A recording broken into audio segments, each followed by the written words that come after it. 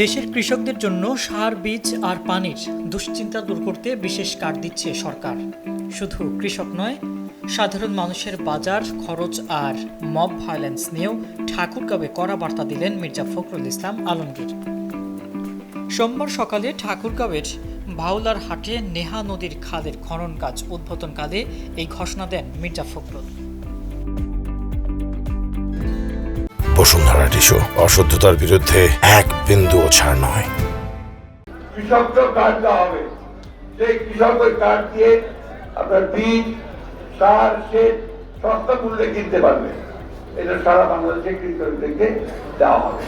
তারেক রহমানের নির্দেশনায় সরকার সাধারণ মানুষের কষ্ট লাঘবে কাজ করছে কথা উল্লেখ করে মির্জা ফখরুল বলেন, নির্বাচনী প্রতিশ্রুতি অনুযায়ী দেশজুড়ে 20,000 খাল খননের যে বিশাল কর্মযজ্ঞ হাতে নেওয়া হয়েছে, ভাওলার হাটের এই খনন কাজ তারই অংশ। এর ফলে কৃষি জমিতে পানির অভাব দূর হবে এবং ফলন আরও বাড়বে।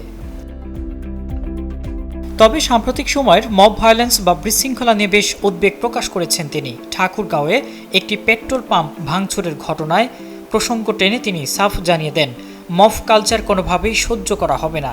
যারা আইন নিজের হাতে তুলে নিচ্ছে সেই সব অপরাধীদের কঠোর হস্তে দমন করা হবে।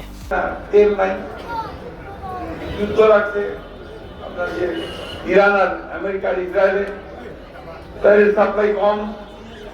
এরপর হঠাৎ দেখা গেল যে আমার ঠাকুরগাঁতে একটা পেট্রোল পাম্প ভাঙিয়ে দিবে, জোয়ালা ভাঙিয়ে দেবে। কেন জোয়ানকে কি করছে, কি বা চায়না নাকি? তো ভাই তুমি পাম্পটা ভাঙবে না, অভিযোগ থাকলে যারা দায়িত্বশীল আছে তাদেরকে বলো পাম্প ভাঙবে করে মব আমরা তৈরি করতে দিব না, মদকে আমরা কঠোর হস্তে দমন করবো।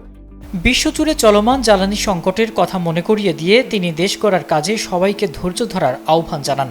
সরকারের লক্ষ্য এখন প্রান্তিক মানুষের সমস্যা সমাধান করে দেশকে সমৃদ্ধির পথে এগিয়ে নিয়ে যাওয়া।